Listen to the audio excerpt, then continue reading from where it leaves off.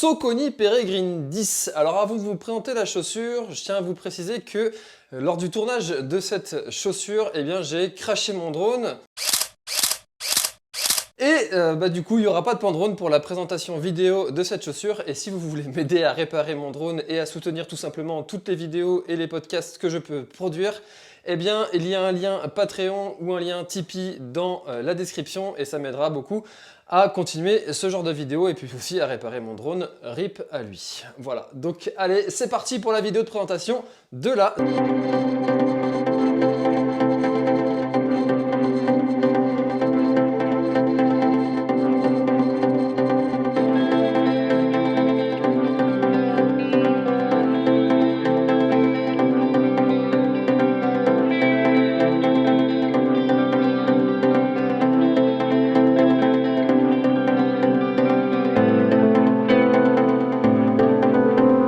Pourquoi est-ce que je vous présente cette chaussure alors qu'elle est déjà sortie depuis un bon moment et que la 11 est même déjà présente?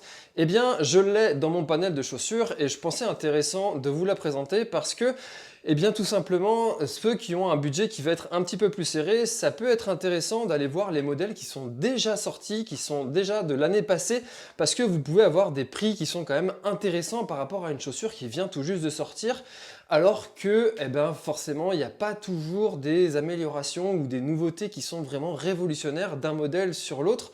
Alors j'ai pas testé la 11 donc je pourrais pas vous en parler dans cette vidéo, mais je vais vous parler du coup de la Saucony Peregrine 10. Alors, on est sur une chaussure qui fait un poids de 310 grammes en taille 42. Alors, moi j'ai trouvé que c'était une chaussure qui était dynamique, étonnamment, parce que c'est pas, voilà, 310 grammes, ça reste une chaussure qui est quand même assez lourde. Pour autant, j'ai trouvé qu'on avait un très bon dynamisme avec. Alors, peut-être que le drop de 4 y est pour quelque chose. On a 23 à l'avant, 27 à l'arrière. Et moi, tout de suite, quand je l'ai mise, la première chose qui m'est venue, que j'ai eu envie, c'était d'accélérer. J'ai eu envie d'aller vite avec. La première sortie que j'ai faite, j'ai eu envie de courir vite avec. C'est instinctif. J'ai eu envie d'aller vite. Voilà. Donc, tout simplement, cette chaussure-là, j'en suis très satisfait. Et puis, du coup, je l'utilise quand je pars sur des terrains qui sont techniques, avec une envie d'aller assez vite sur ces terrains-là. Je la mets avec grand plaisir. Alors, en termes de semelle, on a en dessous, c'est la semelle de chez Saucony, c'est la PWR Track. Là-dessus, on a des crampons 5 mm. Moi, je trouve que la semelle, c'est pas ce qui se fait de mieux. Voilà, il y a quand même eu certains moments où j'ai un petit peu glissé.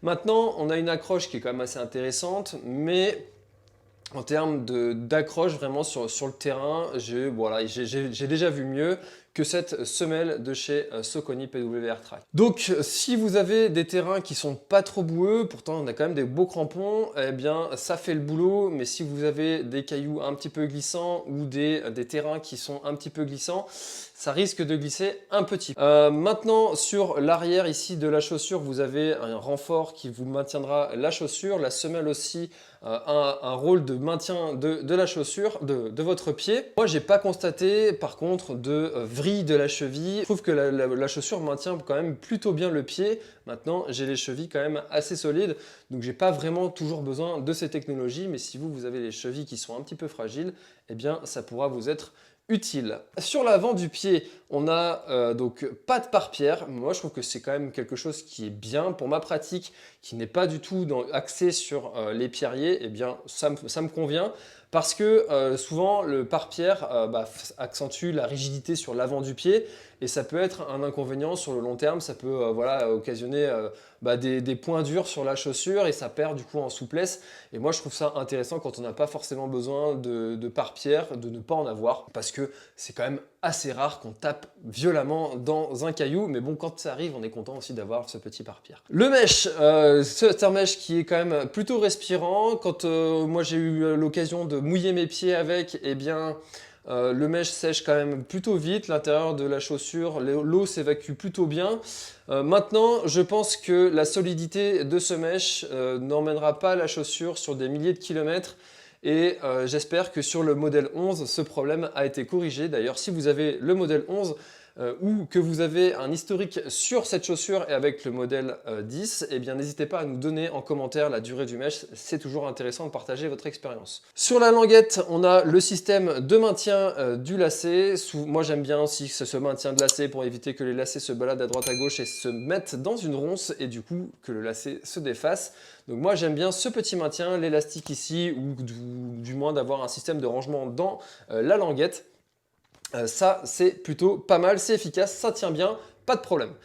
Sur l'avant du pied, un système de mise de la guêtre, donc je n'ai pas de guêtre, donc j'ai pas utilisé ce système, mais sachez que ça existe.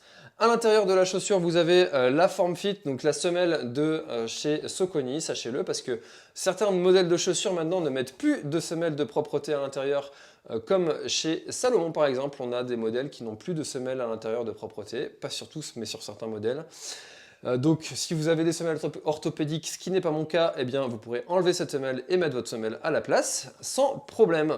Voilà, un dernier mot aussi sur la taille de la chaussure, parce que sa taille assez petit, moi d'habitude je mets du 46, et là un 46,5 n'était pas de refus pour cette chaussure Saucony Peregrine 10.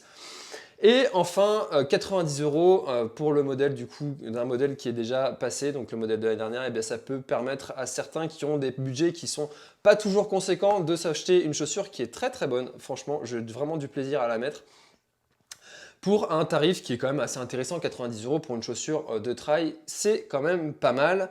Voilà, ainsi un dernier mot aussi sur le design. Moi j'aime beaucoup cette couleur un petit peu saumonée et puis cette semelle jaune. Ça donne de la joie, ça donne de la gaieté, ça donne de la bonne humeur dans les pelotons et ça c'est toujours agréable quand il y a de la couleur. Moi j'aime beaucoup quand il y a de la couleur, des trucs un peu flashy qui pètent. Ça fait toujours plaisir d'avoir cette couleur. Voilà, et bien écoutez, en termes de souplesse aussi, vous voyez, c'est quand même assez souple dans les deux sens, comme ça. Voilà, moi j'ai trouvé vraiment très bonne, dynamique, et puis souple, efficace, voilà. Le seul petit bémol encore une fois, l'accroche qui n'est pas ouf, mais sinon ça reste quand même une très bonne chaussure et j'aurai grand plaisir à tester le modèle 11 et à vous le présenter si c'est le cas. Comme d'habitude, si vous avez des questions, n'hésitez pas à le faire en commentaire. Si vous avez vous aussi votre expérience avec la Saucony Peregrine 10, n'hésitez pas à la partager en commentaire, cet espace est le vôtre. Et je vous invite à enchaîner avec cette vidéo.